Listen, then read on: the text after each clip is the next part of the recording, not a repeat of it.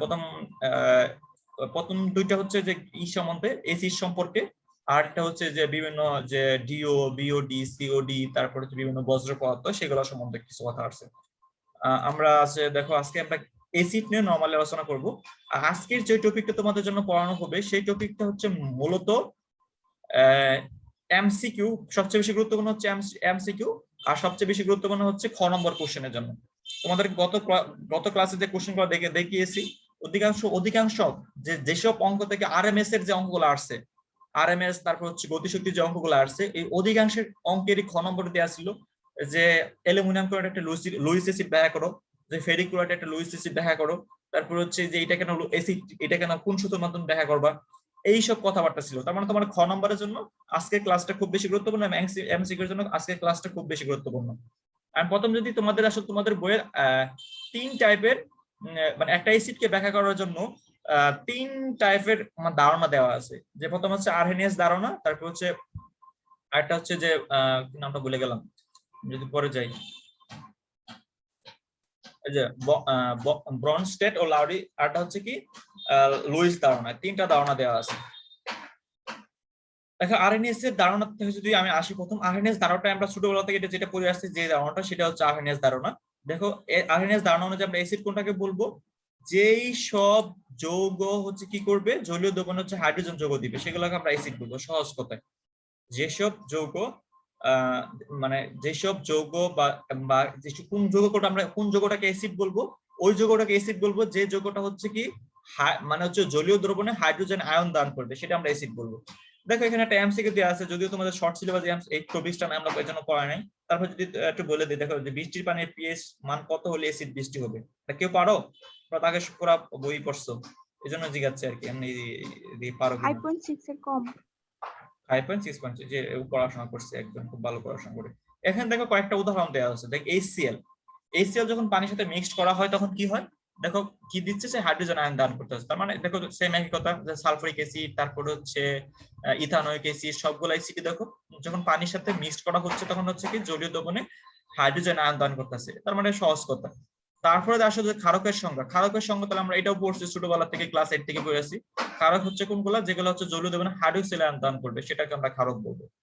এগুলো হচ্ছে তার এনও, যে দেখো sodium hydroxide, potassium hydroxide, calcium hydroxide, এরা হচ্ছে জলীয় দ্রবণ থেকে হাইড্রোক্সিল আয়ন দান করতেছে। এটা হচ্ছে এখান থেকে এমসিকিউ তাহলে কোন ভাবে আসবে, কোশ্চেন আসবে, নিচের কোনটি আরহেনিয়াস অ্যাসিড নয়, নিচের কোনটি আরহেনিয়াস ক্ষারক নয়। এখানে তোমার করো যে তিনটা দিয়ে দিল, যে নিচের কোনটি আরহেনিয়াস ক্ষারক নয়, এখান থেকে তিনটা দিল, আর লুইস থেকে দিবে একটা।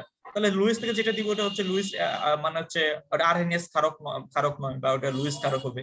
এটা হচ্ছে এমসিকিউ টাইপ। তারপরে দেখো আমরা এইটা মোটামুটি এই কথাগুলো আর বলছি। এখন আমরা আরহেনিয়াস তত্ত্বের সাফল্য, মানে আমাদের সব এক কথা বলতে গেলে আরহেনিয়াস তত্ত্বে আমাদের কি কি উপকারিতা লাগে। দেখো এখানে একটা এমসিকিউ দেওয়া আছে, যদি তোমাদের টপিকস না, এখানে একটা কথাই বলতে চাচ্ছি, এটা কিন্তু একটা মেডিকেল কোশ্চেন, এটা বোর্ড পরীক্ষার কোশ্চেন আসছে, মেডিকেল কোশ্চেন আসছে। দেখো আমি তোমাদের এটাই বুঝাতে চাচ্ছি যে তোমাদের যারা হাজারিনাক বইটা ফলো করো, তাদের বই এত পরিমাণ এমসিকিউ আছে, এই অধ্যায়ের ভিতরে এত সুন্দর সুন্দর এমসিকিউ, সবগুলো ইম্পর্টেন্ট এমসিকিউ, একটু সলভ করে নিও, তোমাদের কাজে লাগবে আর কি। দেখো প্রথমে, তারপরে আমরা বলতেছিলাম আরহেনিয়াস তত্ত্বের সাফল্য। দেখো আজকের পড়াগুলো বেশি থিওরিটিক্যাল, একটু জাস্ট একটু মনোযোগ দেওয়ার চেষ্টা করো, যদি ওইরকম মনোযোগ আসবে না তারপর চেষ্টা করবো আর কি। দেখো আরএনএস তত্ত্বের সাফল্য, আরএনএস তত্ত্বের সাফল্য দেখো আমরা মেন কিন্তু কোন কোন ক্ষেত্রে কাজে লাগে।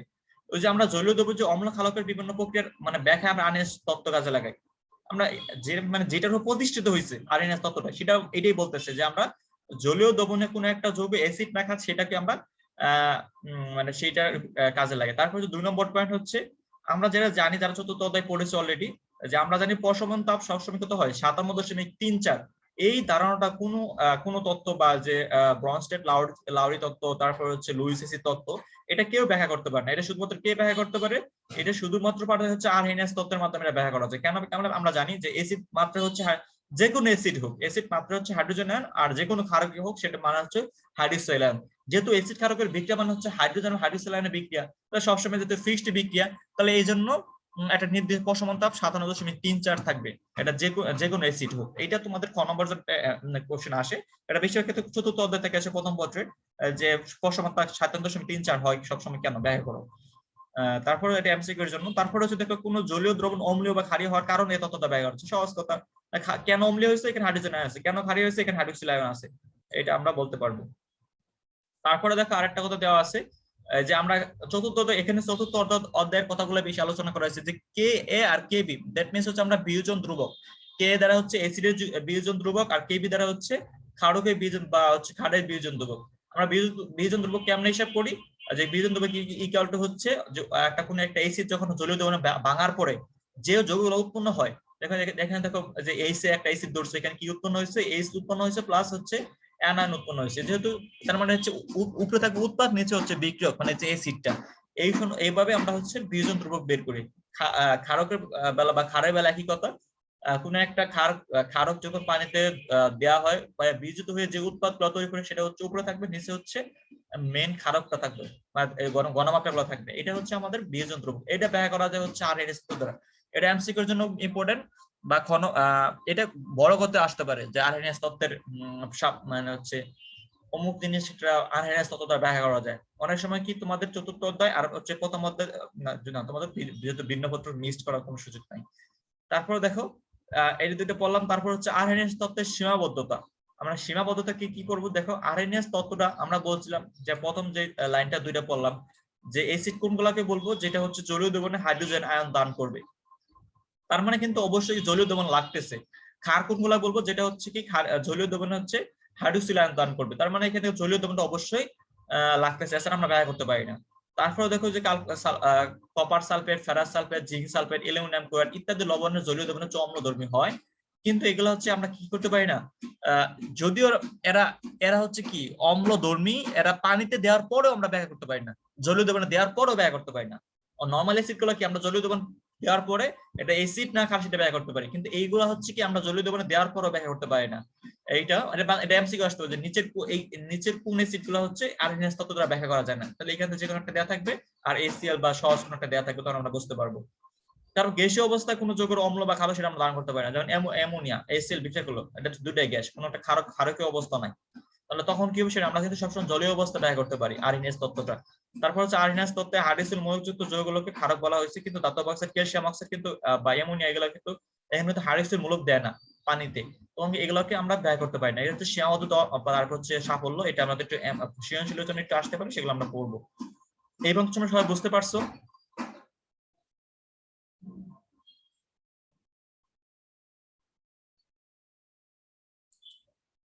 জি ভাইয়া। মোহাম্মদ রিশাদ, তারপর হচ্ছে নৌশাদ, নুসরাত জাহান, রুম্পাদর, সাদিয়া আফরিন, টুম্পা, সোমায়া তাসলিম, তাসদিদ, তন্নি আক্তার, তুষরা, আর তারপর হচ্ছে জাহিদ হাসান।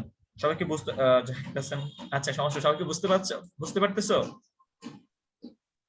এটা একটু মুখস্থ করতে হবে, আর একটু মুখস্থ বলতে মাথায় রাখতে হবে, বুঝেও যে মাথায় রাখতে হবে, না তোমার পরীক্ষা আসবে এটা কেমনে যার হ্যান্স তো সাফল্য, বেশিরভাগ ক্ষেত্রে এমসিকিউ আসবে, আর বলছিলাম খ নম্বর কোশ্চেনের জন্য এগুলো আসবে। তো লাস্টে আমরা কিছু জিনিস দেখাই দিব। তারপরে আসো আমরা যেটা যে স্লাইডটা দেখবো সেটা হচ্ছে বর্নস্টেড লাউরি তত্ত্ব বা অনুবন্ধী অম্লকারক। এইটা হচ্ছে সবচেয়ে ইম্পর্টেন্ট টপিকস, অনুবন্ধী অম্লকারক। এটা আমরা যখন করব, এটা অনেক সময় সৃজনশীলে অনেক বেশি আসে অনুবন্ধী অম্লকারক গুলো। আগে আমরা বলি যে ব্রনস্টেড লাউরি তত্ত্ব অনুযায়ী আমরা যদি কোন একটা অ্যাসিড বা কোন একটা ক্ষার কোনগুলোকে বলবো, অম্ল ওইটাগুলোকে বলবো যেটা হচ্ছে কি কোন হচ্ছে পদার্থকে প্রোটন দান করে।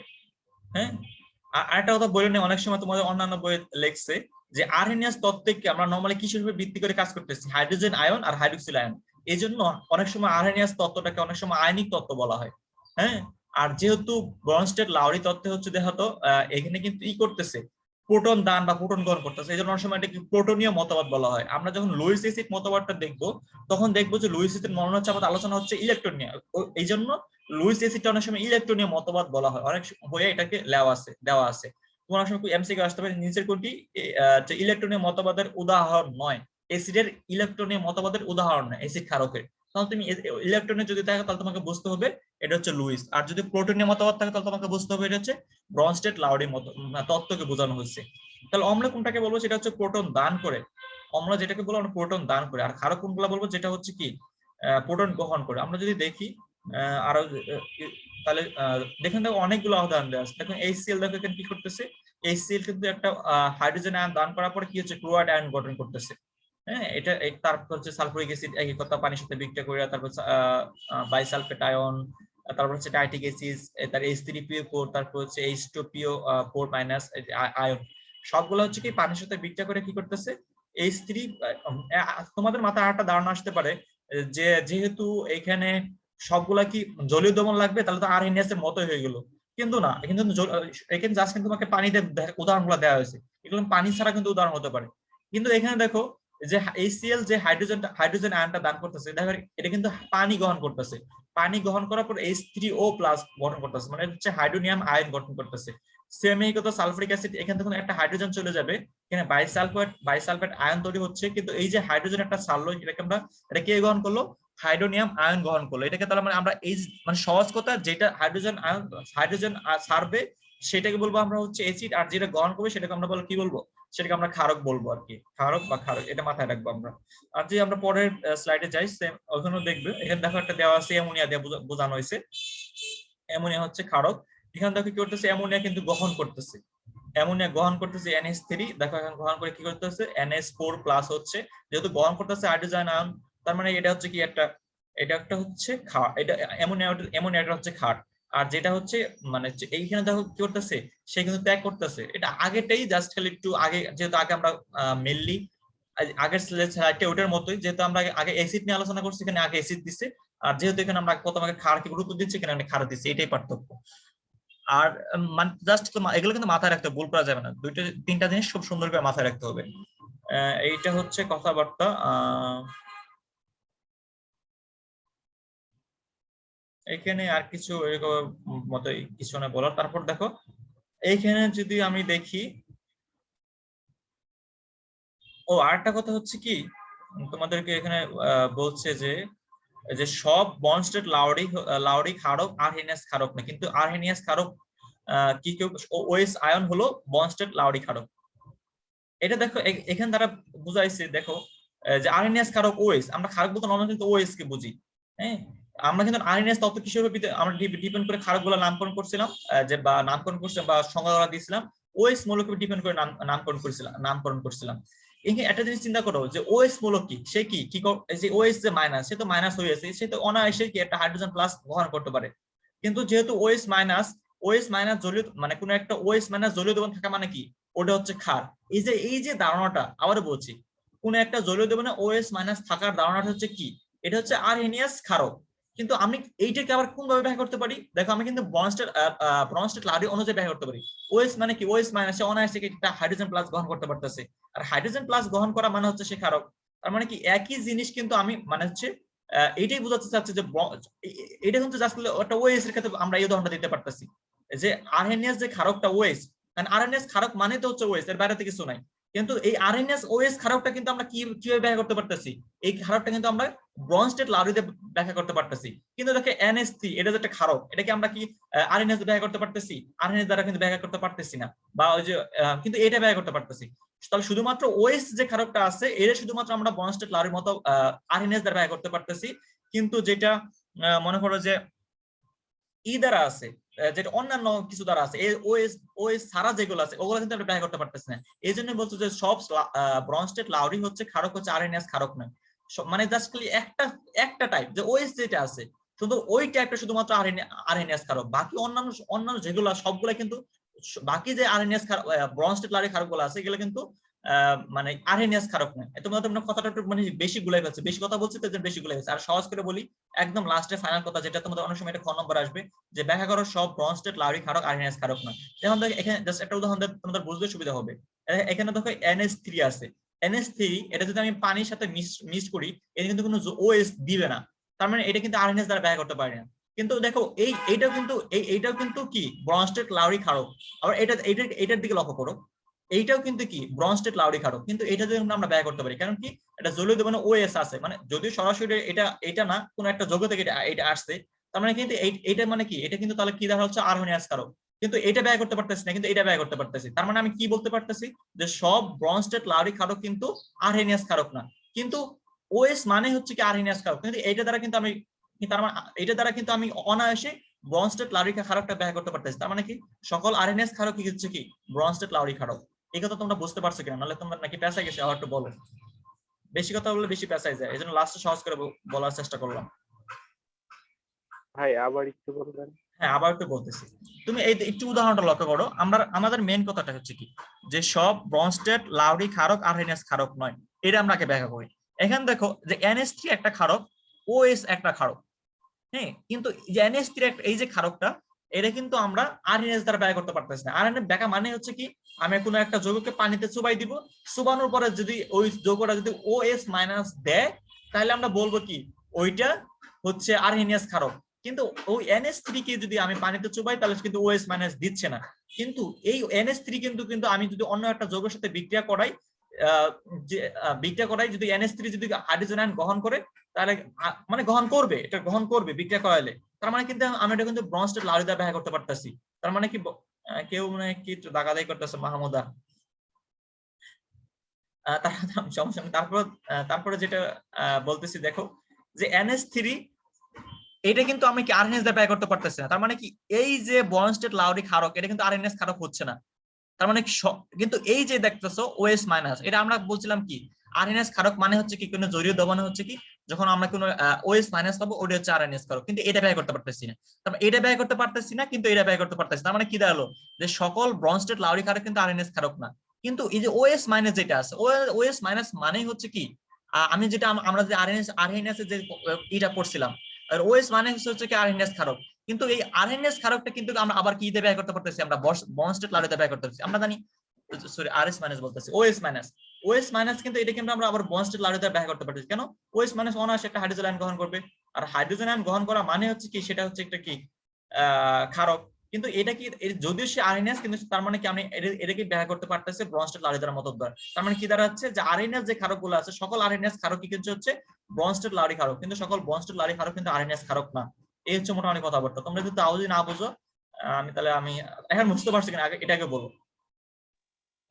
জি ভাইয়া, এখন বুঝতে পারছি। আচ্ছা ঠিক আছে, যারা বুঝো না তারা এই লাইনটা আবার বাসায় একটু চিন্তা করবা, এটা চিন্তার বিষয়।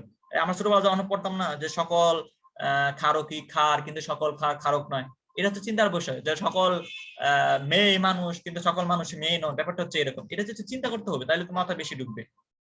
তারপরে আমরা যদি আসি, তারপরে আসে হচ্ছে যেটা বললাম, আরেকটা কথা হচ্ছে যে যেগুলো হচ্ছে মুক্ত জরুরি ইলেকট্রন, এই ব্যাপারটা আমরা পরে বলবো, এটা আমরা পরে আলোচনা করবো যখন আমরা লুইস অ্যাসিড পড়বো। ওইখানে একটা কথা আছে যে ভাই ক্ষার এবং ক্ষারকের মধ্যে পার্থক্যটা সহজ ভাবে কিভাবে বুঝতে পারবো? ক্ষারক মানে হচ্ছে যেগুলা OS দিবে, OS বিক্রিয়া করে OS দিবে, যেমন ক্যালসিয়াম অক্সাইড, সে কিন্তু বিক্রিয়া করে কিন্তু আমরা আমরা আমরা যদি যখন এই ক্লাস 7-8 এ পড়ছিলাম, তখন যেটা পানিতে বিক্রিয়া করবে।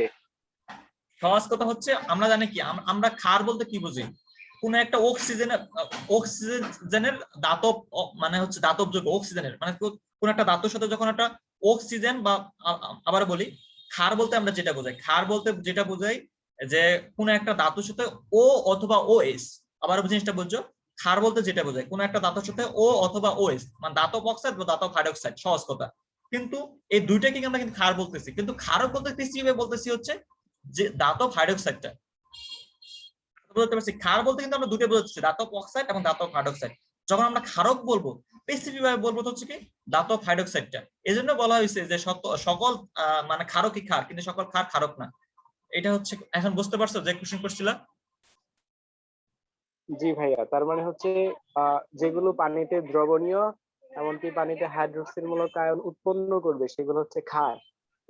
আর হ্যাঁ হ্যাঁ যেগুলো হ্যাঁ হ্যাঁ, পানিতে অদ্রবণীয় এবং হাইড্রোক্সিল আয়ন উৎপন্ন করবে পানি না, তো সেগুলো অদ্রবণীয়, হচ্ছে ওইটা ক্ষারক। ব্যবহার না তুমি। আবার ওইটা সকল ক্যালসিয়াম অক্সাইড কিন্তু পানিতে দ্রবণীয় হয়, সে কিন্তু মিক্সড হয়ে যায় একদম। কিন্তু ওভাবে ব্যাখ্যা করো, ওভাবে তুমি মানে যদি বুঝতে চাও তাহলে তোমার একটু থিঙ্কিং লেভেলটা একটু ভুল থাকবে। তুমি এটা মাথায় রাখবা, যেসব ধাতব অক্সাইড গুলো হচ্ছে কি, ধাতব অক্সাইড গুলো আমরা ক্ষার বলবো, ক্ষার বলবো, আর ধাতব হাইড্রোক্সাইড আমরা ক্ষারক বলবো। এটা পানিতে হোক আর না হোক, যেমন ক্যালসিয়াম হাইড্রোক্সাইড আমি পানিতে দেওয়ার প্রয়োজন পড়তেছে না, কিন্তু তাও এটা ক্ষারক। তারপরে হচ্ছে দেখো যে এখান থেকে বোঝা যাচ্ছে যে এই ফিগারের মাধ্যমে, জাস্ট এটা আমরা পরে আরো ডিটেইলস তাও যদি বলছে যে এসিড থেকে পানি প্রোটন গ্রহণ করতেছে, এসিড থেকে, তার মানে কি সে হচ্ছে ক্ষারক, এটা হচ্ছে দান করতেছে, এটা আমরা আগে বললাম। তারপরে হচ্ছে ক্ষারক হচ্ছে প্রোটন গ্রহিতা, সেটা আমরা বললামই, যেটা আগেই পড়ছি, ক্ষারক হচ্ছে প্রোটন গ্রহিতা। তারপর হচ্ছে দেখো এম্পোটেরিক, এই জিনিসটা খুবই গুরুত্বপূর্ণ এমসিকিউ এর জন্য। একটা এমসিকিউ আছে যে নিচের কোনটি উভধর্মী যৌগ, আবার একটা খ নম্বরের জন্য আসে যে ব্যাখ্যা করো পানি একটা উভধর্মী যৌগ, এটা বুঝতে হবে।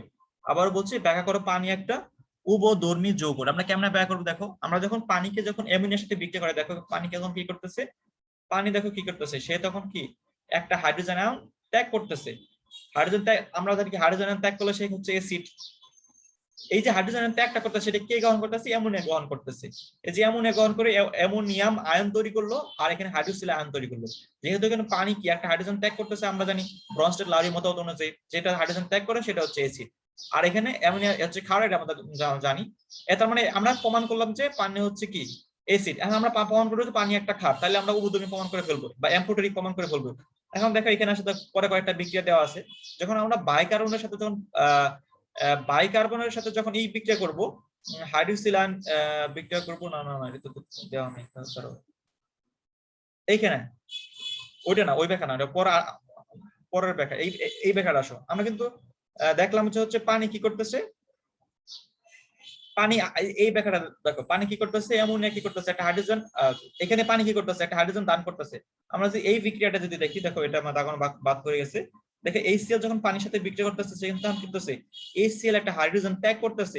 এটা কে গ্রহণ করতেছে, পানি গ্রহণ করতেছে। যেহেতু পানি একটা হাইড্রোজেন আয়ন গ্রহণ করতেছে, আমরা জানি ব্রনস্টেড-লাউরি মতবাদ অনুযায়ী যে হচ্ছে হাইড্রোজেন আয়ন গ্রহণ করে সে হচ্ছে কি, সে হচ্ছে ক্ষারক। তার মানে কি, একবার আমরা দেখলাম হচ্ছে পানি হচ্ছে কি গ্রহণ করতেছে, একবার ত্যাগ করতেছে। তার মানে কি পানি একটা উভধর্মী যৌগ বা অ্যাম্ফোটেরিক যৌগ। এটা অনেক খ নম্বর কোশ্চেন আসবে যে ব্যাখ্যা করো পানি একটা উভধর্মী যৌগ। এটা কি বুঝতে পারছো কিনা? জি ভাইয়া। এখানে দেখো কয়েকটা উভধর্মী আবার দেওয়া আছে, যে বাইকার্বনেট হচ্ছে যে অম্ল হিসেবে দেখো কি করতেছে, একটা হচ্ছে কি বাইকার্বনেট একটা হাইড্রোজেন ত্যাগ করতেছে, তার মানে অম্ল। আবার সেম কথা এখানে পানির সাথে যখন বিক্রিয়া করতেছে, সে একটা গ্রহণ করতেছে, তার মানে আবার সে ক্ষারক হয়ে যেতে গ্রহণ করতেছে। তার মানে এটা মনে রাখবো। তাহলে আমরা উভধর্মী কে পাইলাম, বাইকার্বনেটকে পাইলাম, সালফারিক বাইসালফেট আয়নটাকে পাইলাম। তাহলে আমরা তিনটা পাইলাম, পানি পাইলাম উভধর্মী হিসেবে, বাইকার্বনেট পাইলাম, আর এটা হচ্ছে কি বাইসালফেট পেলাম। এগুলো আমরা কিসের মাধ্যমে ব্যবহার করতে পারবো, ব্রনস্টেড-লাউরি মতবাদ অনুযায়ী ব্যবহার করতে পারবো। তারপর হচ্ছে অনবদ্যী অম্লক্ষারক, কনজুগেট অ্যাসিড বেস, সবচেয়ে ইম্পর্টেন্ট হচ্ছে ইয়ার মধ্যে টপিক ব্যবহার করতে আসবে। এখন একটা জিনিস আমি যদি আগে বোঝানোর চেষ্টা করি, তাহলে সহজ করে একটা জিনিস বোঝাই, মাথায় ঢোকানোর চেষ্টা করো। দেখো আগের একটা দেখাই, যেমন এইটাই দেখো, এখন যে স্লাইড তোমাকে দেখাচ্ছি, এই যে HCl আর এখানে হচ্ছে পানি। এখান থেকে একদম সহজ করে একটা কথা বলি তোমাদের, অনেক সময় অনুবন্ধী অম্লক্ষার এত পরিমাণ ঝামেলা লাগে। আগে মাথায় রাখবা, এসিড থেকে তৈরি হবে যেটা, সেটা হবে ক্ষার। মানে এসিড থেকে একদম মাথাটা নিউট্রাল করো, একদম জিরো মাইন্ডে বোঝার চেষ্টা। আগে তোমার যে ধারণাটা আছে মাথা থেকে বের করে দিয়ে, যদি পজিটিভ ধারণা থাকে তাহলে তো ভালো, আর নেগেটিভ ধারণা সেটা বের করে দিয়ে একদম নিউট্রাল মাইন্ডে বসার চেষ্টা করো। আমি যে কথাটা বলতে সেগুলো মাথা ঢোকানোর চেষ্টা করো। এসিড থেকে, মানে সহজ কথা, এসিড থেকে যেটা তৈরি হবে সেটা হচ্ছে ক্ষার বিক্রিয়া পরে, আর ক্ষার থেকে যেটা তৈরি হবে সেটা হচ্ছে অ্যাসিড। আবারও বলছি, এসিড থেকে যেটা তৈরি হবে সেটা আমরা ক্ষার, সেটা আমরা সরাসরি ক্ষার বলবো না, সেটা বলবো অনুবন্ধী ক্ষার বলবো বা কনজুগেট বেস বলবো। আর ক্ষার থেকে যেটা তৈরি হবে সেটাকে আমরা কি বলবো, অনুবন্ধী অম্ল বলবো। অম্ল দেখো, এখানে দেখো HCl, এখানে এটা কি করতেছে, আমরা বলছিলাম যেটা হাইড্রোজেন ত্যাগ করে সেটা হচ্ছে অ্যাসিড। এখানে HCl কি ছিল, একটা অ্যাসিড ছিল, তার মানে সে হাইড্রোজেন ত্যাগ করতেছে। হাইড্রোজেন ত্যাগ করার পরে সেখানে সে কি তৈরি হচ্ছে, দেখো আমি যদি বলি হাইড্রোজেন ত্যাগ করার পরে সে কি তৈরি হচ্ছে, হাইড্রোজেন কিন্তু ত্যাগ করার পর সে কিন্তু তৈরি হচ্ছে এইটা। তার মানে এখানে ক্লোরাইড হচ্ছে কি, ক্লোরাইড আয়নটা এখানে অনুবন্ধী ক্ষার। আবারও বলছি, অ্যাসিড থেকে যেটা তৈরি হবে, অ্যাসিড থেকে যেটা তৈরি হবে সেটা হচ্ছে অনুবন্ধী ক্ষার, আর ক্ষার থেকে যেটা তৈরি হবে সেটা হচ্ছে অনুবন্ধী অম্ল। তার মানে দেখো এখানে দেখো, পানি একটা হাইড্রোজেন গ্রহণ করার পর যেটা গ্রহণ করতেছে সেটা হচ্ছে কি, আমরা বলতেছি পানি কিন্তু হাইড্রোজেন গ্রহণ করার পর সে গ্রহণ করলো, সে কিন্তু এখন কি হয়ে গেল, সে কিন্তু পানি গ্রহণ করার পর এখানে আসার পর সে কি অনুবন্ধী অম্ল হয়ে গেল। অম্ল কেন, সে দেখো তুমি যদি এটা, অনেক সময় এই বিক্রিয়াটা উভমুখী বিক্রিয়া হয়, তুমি যদি এটা যদি উভমুখী বিক্রিয়া ঘটাও তাহলে দেখো কি হচ্ছে, উভমুখী বিক্রিয়া চিন্তা করো। যখন আবার এটা থেকে যখন এটা আসবে তখন আবার কি করতেছে, সে একটা ক্লোরাইড গ্রহণ করতেছে, আবার সেম কথা, সরি এটা একটা হাইড্রোজেন গ্রহণ করতেছে। তার মানে কি সে যে ক্ষার, তার ধারণার সাথে ঠিক আছে, সে যে ক্ষার তার ধারণার সাথে, আমি বলছিলাম HCl থেকে যেটা তৈরি হবে সেটা হচ্ছে কি অনুবন্ধী ক্ষার। যখন এটা যদি আমরা উভধর্মী বিক্রিয়া চিন্তা করি, দেখো ক্লোরাইড থেকে তখন আবার কি তৈরি হচ্ছে, HCl তৈরি হচ্ছে। তাহলে এই সিএল তখন কি ছিল, একটা কিন্তু হাইড্রোজেন গ্রহণ করলো, তার মানে সেই কিন্তু এখানে এখানে কিন্তু সেই বেস হয়ে যাচ্ছে। আবার দেখো পানি থেকে কি তৈরি হচ্ছে, মানে হাইড্রোনিয়াম আয়ন থেকে কি তৈরি হচ্ছে, পানি তৈরি করতেছে। তখন তখন এটা থেকে কি তৈরি হবে, তখন একটা হাইড্রোজেন ত্যাগ করার মাধ্যমে সে কি তৈরি করতে, পানি তৈরি করতে। তার মানে যদি এখানে ত্যাগ করতেছে, তার মানে কি সে হচ্ছে এখানে কি, এখানে বেস। আমরা এটাই বলছি অনুবন্ধী বেস। এই পর্যন্ত তোমরা সবাই বুঝতে পারছো কিনা,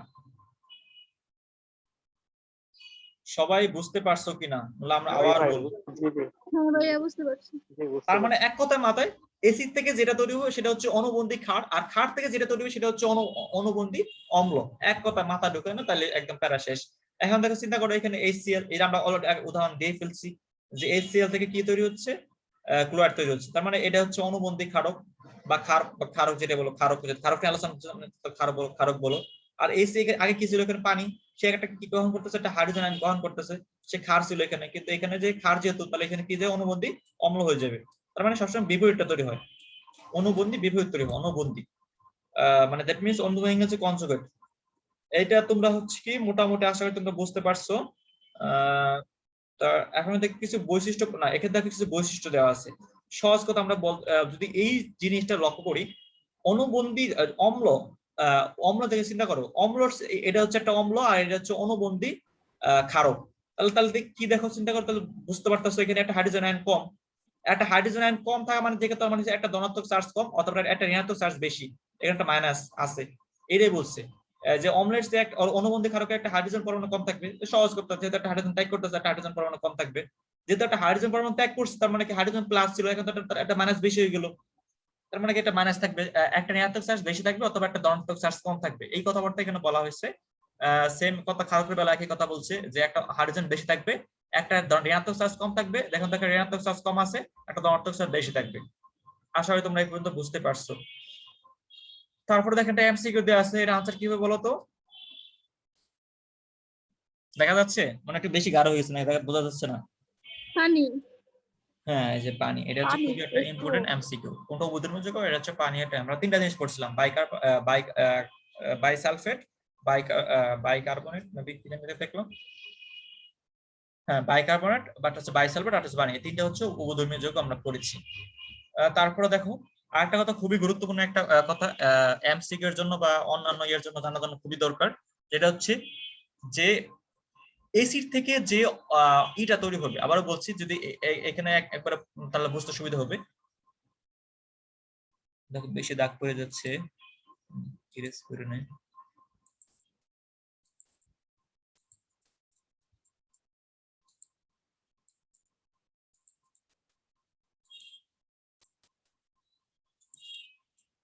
সে যাবে না। দেখো এখানে যে HCl থেকে কি তৈরি হলো, অনুবন্ধী ক্ষারক তৈরি হলো, হ্যাঁ। আর এখানে ক্ষার থেকে কি তৈরি হলো, অনুবন্ধী এসিড তৈরি হলো। এইটাই তোমাকে আমি ওই যে স্লাইডটাতে এখানে আসলাম, একটা জিনিস বোঝানোর জন্য আসলাম। এখানে যদি HCl শক্তিশালী থাকে, এর অনুবন্ধী অম্ল, অনুবন্ধী ক্ষার যেটা তৈরি হবে, এটা দুর্বল থাকবে। আর এখানে যদি এখানে যে ক্ষারকটা যদি থাকে, শক্তিশালী থাকে, এর অনুবন্ধী যেটা তৈরি হবে সেটা হচ্ছে দুর্বল থাকবে। শেষ একই কথা, এসিড বা ক্ষার থেকে যেটা তৈরি হয়, এসিড থেকে ক্ষার থেকে যেটা তৈরি হবে বা অনুবন্ধী যেটা তৈরি হবে, সেটা সবসময় তার বিপরীত থাকবে। অম্ল যদি শক্তিশালী থাকে, অনুবন্ধী ক্ষার সবসময় কি হবে, দুর্বল হবে। অম্ল যদি দুর্বল থাকে, অনুবন্ধী ক্ষারকটা সবসময় শক্তিশালী হবে। তীব্র হবে। বুঝতে পারছি? হ্যাঁ ভাইয়া। এইটাই হচ্ছে এখানে কথাবার্তা, যে তীব্র ক্ষারক অনুবন্ধী অম্ল, এইটাই হচ্ছে এখানে। এখানে কয়েকটা তোমাদের অনেকগুলো উদাহরণ দেওয়া রাখছে তোমাদের বইয়ে। যে HCl এর তীব্র, তার মানে অনুবন্ধী হচ্ছে মৃদু, দেখো সবগুলা তীব্র, এখানে মৃদু, তীব্র, মৃদু, তীব্র, অতীব্র, মৃদু। তারপরে হচ্ছে ক্ষারক বেলা একই কথা, তীব্র, মৃদু, তীব্র, মৃদু, তীব্র, মৃদু, তীব্র। এটা বোঝার জন্য হয়েছে তোমাদের। তারপর হচ্ছে লুইস অ্যাসিড। লুইস অ্যাসিড আমরা বলছিলাম যে লুইস অ্যাসিডের ধারণার সাথে ইলেকট্রন ব্যাপারটা জড়িত। এই জন্য লুইস অ্যাসিডকে অনেক সময় ইলেকট্রনীয় মতবাদ বলা হয়। তাহলে আমরা তিনটা কি কি ভিন্ন নামে মতবাদ পেলাম, কে একজন বলো তো? তিনটা মতবাদ আমরা, তিনটা উপনাম পাইছি, তিনটা উপনাম কি কি, কে একজন বলো? আরহেনিয়াসের মানে হচ্ছে, আরহেনিয়াস শব্দ হচ্ছে অম্ল ক্ষারক। তারপর হচ্ছে ব্রোনস্টেইন না, মতবাদ বা প্লুটোনিয়াম হারেনেসের মতবাদ। অপর নাম হচ্ছে আয়নিক তত্ত্ব, আমরা সবগুলো আয়নিক অন্য কারো চিন্তা আয়নিক আয়নিক আয়নিক আয়নিক তত্ত্ব। জি। হ্যাঁ, তারপরে বলো। আচ্ছা, ব্রনস্টেড লাউরির মতবাদ হচ্ছে প্লুটোনীয় মতবাদ, তার হচ্ছে হ্যাঁ লুইসের মতবাদ হচ্ছে ইলেকট্রনীয় মতবাদ। হ্যাঁ, ধন্যবাদ। তোমরা সবাই চেষ্টা করছো বলার জন্য, সকলকে ধন্যবাদ। দেখো এখন লুইস অ্যাসিড আমরা কোনগুলা বলবো? লুইস অ্যাসিড বলবো যেগুলো হচ্ছে ইলেকট্রন জোড় গ্রহণ করে।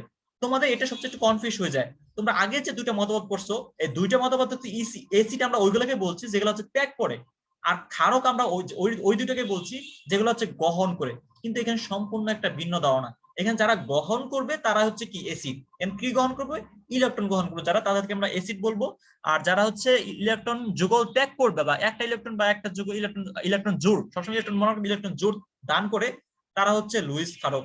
যারা হচ্ছে ইলেকট্রন জোড় গ্রহণ করে তারা হচ্ছে লুইস অ্যাসিড। তার মানে দেখে একটা জিনিস আমরা কিন্তু এই সংজ্ঞা থেকে একটা জিনিস ধারণা পাচ্ছি, যেহেতু ইলেকট্রন জোড়, তার মানে তারা সবসময় জোড়ায় ত্যাগ করবে, জোড়ায় গ্রহণ করবে। এই জোড়ায় ত্যাগ জোড়ায় গ্রহণ তখনই হবে যাদের হচ্ছে কি মুক্ত জোড় ইলেকট্রন থাকবে। কথা বোঝাতে পারছি? নাহলে তো বেশিরভাগ ক্ষেত্রে সম্ভব হবে না। মুক্ত জোড় ইলেকট্রন দেখেন, এই জিনিস চিন্তা করো, এখানে অ্যামোনিয়া ক্ষেত্রে নাইট্রোজেনের মুক্ত জোড় ইলেকট্রন আছে, আমরা জানি অ্যামোনিয়ার লাস্টে 5টা আছে, 5টার মধ্যে দুইটা মুক্ত জোড়, বাকি 3টা হচ্ছে কি, বাকি 3টা হচ্ছে হাইড্রোজেনের সাথে বন্ধন জোট গঠন করছে।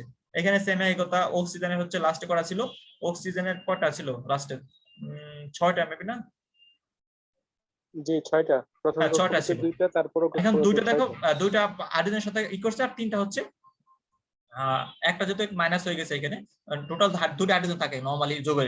তার মানে এখানে 3টা মুক্ত জোড় ইলেকট্রন আছে, একটা বন্ধ জোড় ইলেকট্রন ছিল।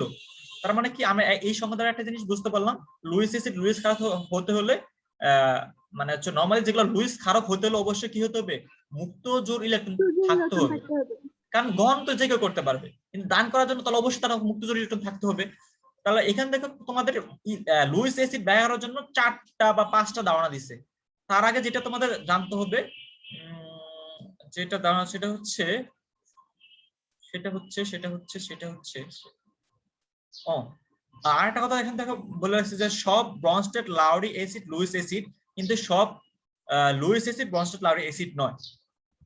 এই কথাটার মানে যদি তুমি আমি একটু ব্যাখ্যা করতে চাই, তুমি আগে যদি একটা স্লাইডে যে আমরা এখন যেখানে বলে আসছি, এখানে দেখো পানি কিন্তু কি করতেছে? হাইড্রোজেন আয়ন গ্রহণ করতেছে। তার মানে এখানে কিন্তু পানি কিন্তু ক্ষারক।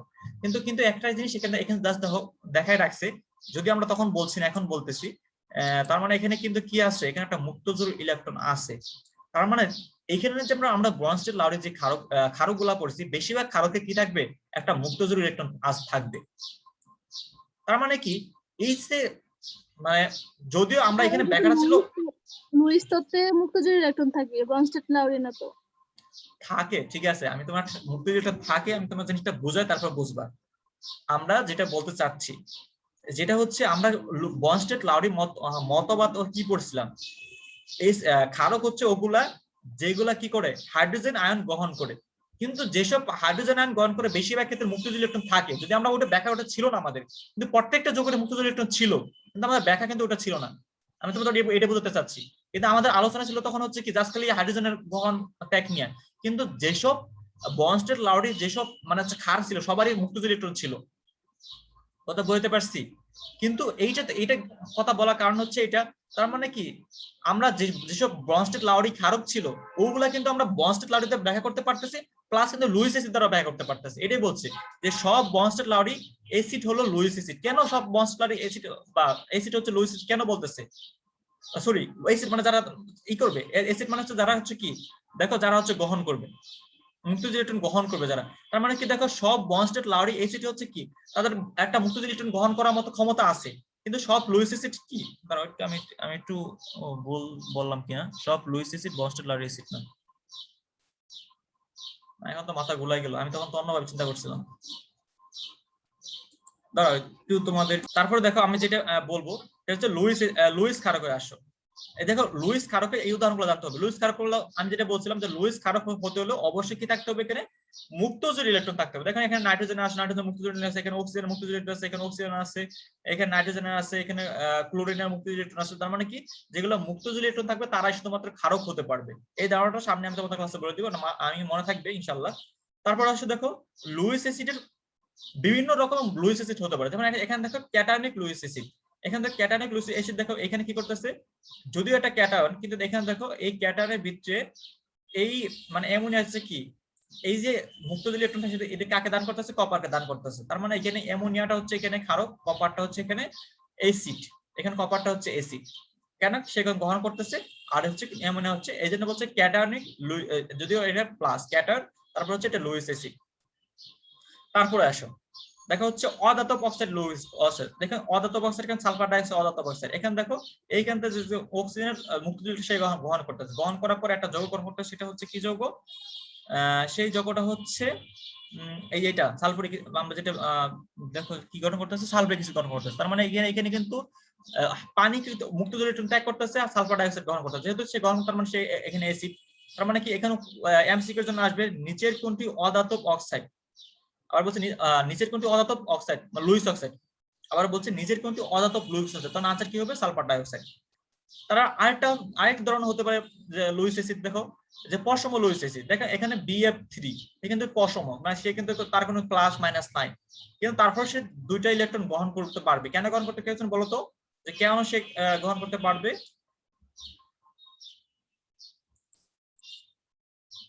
সে কেন গ্রহণ করতে পারবে বলতো,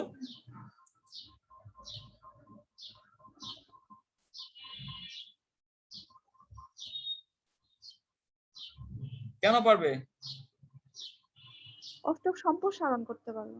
হ্যাঁ হ্যাঁ, তার কিন্তু অষ্টক ঘাটতি আছে। দেখো তার লাস্টে কিন্তু লাস্টে 3টা ছিল, আরো 3টা ফ্লোরিন যুক্ত হলো, তার মানে আর ফ্লোরিন 3টা দিচ্ছে, তার 3টা ছিল, তখন 6টা আছে, তার মানে আরো 2টা ইয়ে আছে, জন্য সে এজন্য পশম হওয়ার জন্য তারপরেও সে কি করতে পারছে, মুক্ত ইলেকট্রন গ্রহণ করতে পারতেছে, যেহেতু গ্রহণ করতে, তার মানে সে অ্যাসিড, এজন্য পশম লুইস অ্যাসিড। তারপর হচ্ছে লুইস অ্যাসিড টুকু অনাদ্র অ্যালুমিনিয়াম ক্লোরাইড। দেখো অনাদ্র অ্যালুমিনিয়াম ক্লোরাইড এই অনেক সময় এটার কোশ্চেনে সবচেয়ে বেশি আসছে, তোমাদের দেখলাম ক নম্বর কোশ্চেনের জন্য এইটা আসছে, আর হচ্ছে FeCl3 এইটা আসছে। ব্যাখ্যা করো যে মানে অ্যালুমিনিয়াম ক্লোরাইড মানে হচ্ছে অ্যাসিড, ব্যাখ্যা করো যে FeCl3 একটা অ্যাসিড। এটা তোমাদের দেখলাম যে বেশিরভাগ সৃজনশীল খ নম্বর এটা আসছে আর কি। তোমাদের যতগুলো RMS বা তারপর হচ্ছে যে রুট মিন স্কয়ার, তারপর হচ্ছে গতিশক্তি যে অঙ্কগুলো আছে, বেশিরভাগ অঙ্কের ক্ষেত্রে খ নম্বরে এই কোশ্চেনগুলো আসছে। তারপর দেখো এখানে যদি আমরা ব্যাখ্যা করতে চাই, দেখো অ্যালুমিনিয়াম ক্লোরাইড তার কিন্তু অষ্টক ঘাটতি আছে, অষ্টক ঘাটতি থাকার কারণে সে কিন্তু অনায়াসে একটা মুক্ত ইলেকট্রন গ্রহণ করতে পারে, আর যেহেতু সে গ্রহণ করতেছে তার মানে কি সে একটা লুইস অ্যাসিড। এটা কিন্তু আমরা আর কোনোভাবে ব্যাখ্যা করতে পারি না, আর্ডিনেস তত্ত্ব দ্বারা ব্যাখ্যা করতে পারি না, তারপর হচ্ছে ব্রনস্টেড ল দ্বারা ব্যাখ্যা করতে পারি না, শুধুমাত্র ব্যাখ্যা করতে পারি কি দ্বারা, সেটা হচ্ছে লুইস অ্যাসিড দ্বারা। সেম কথা ফেরিক ওয়ার্ড, একই কথা, FeCl3 সেম একই কথা, তার হচ্ছে ই থাকবে অনাদার লুইস। দেখো যেটা বলছে যে Fe3 আয়ন হলো কি 3D ব্লকের অবস্থান্তর মৌলের আয়ন, আর 3D অরবিটাল খালি থাকার কারণে সেখানে অনায়াসে একটা মুক্ত ইলেকট্রন গ্রহণ করতে পারে, এজন্য হচ্ছে কি FeCl3 একটা হচ্ছে কি লুইস অ্যাসিড। তার মানে Cl3 আমরা এটা কেমনে ব্যয় করব, এখানে কি থাকবে একটা যেহেতু অষ্টক ঘাটতি আছে, তার মানে সেটা মুক্ত ইলেকট্রন গ্রহণ করতে পারবে, এজন্য আমরা কি বলতেছি, সে হচ্ছে লুইস অ্যাসিড। আর FeCl3 তার মানে কি সে কিন্তু যেহেতু ডি অরবিটাল আছে, তার ডি অরবিটাল খালি থাকে, তার ডি অরবিটাল সে অবশ্যই কি মুক্ত ইলেকট্রন গ্রহণ করতে পারে, এজন্য FeCl3 Cl3 হচ্ছে কি অ্যাসিড। এই পর্যন্ত তোমরা সবাই বুঝতে পারছো? জি। বাকিদের রেসপন্স তাই, তার বাকিরা বুঝতে পারে নাই।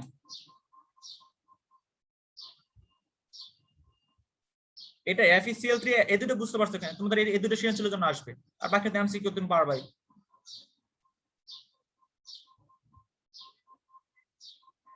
সবাই চুপচাপ আছে, তার মানে বুঝে নাই। ভাইয়া আবার বললে ভালো হইতো। আবার বলতেছি, দেখো অ্যালুমিনিয়াম ক্লোরাইড, দেখো আমি কি জানি এখানে অষ্টক অ্যালুমিনিয়ামের লাস্টে দেখো 3টা লাস্টে যে কক্ষপথ আছে সেখানে 3টা ইলেকট্রন আছে, তার নিজস্ব আছে 3টা, আর ক্লোরিন দিচ্ছে 3টা, তাহলে 6টা হলো। আমরা জানি যে অষ্টক পূর্ণ জন্য তার 8টা দরকার, তার মধ্যে একটা কিন্তু তার ঘাটতি আছে, যেহেতু ঘাটতি আছে সে কিন্তু অনায়াসে কি এক জোড় ইলেকট্রন নিতে পারবে, দ্যাট মিন্স এক জোড় মুক্ত জোড় ইলেকট্রন নিতে পারবে। যেহেতু মুক্ত জোড় ইলেকট্রন নিতে পারতেছে, তার মানে সে কি, আমরা জানি কি যে ইলেকট্রন জোড় গ্রহণ করতে পারলে সেটা অ্যাসিড, মানে কি আপনার কথা বুঝতে পারছি না। নেট মনে হয় সমস্যা করতেছে।